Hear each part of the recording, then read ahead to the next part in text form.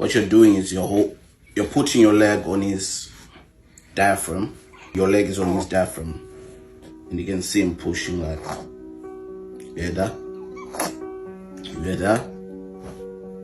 So that's what happened. On my hand, make sure so that there's not too much pressure on his head. So, and then come here.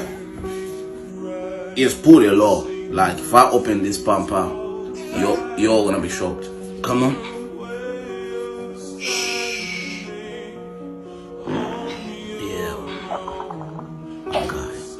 Really want to show a lot of people because of this, but it's really nasty. You can actually see that his pamper is way full. See this? Yeah.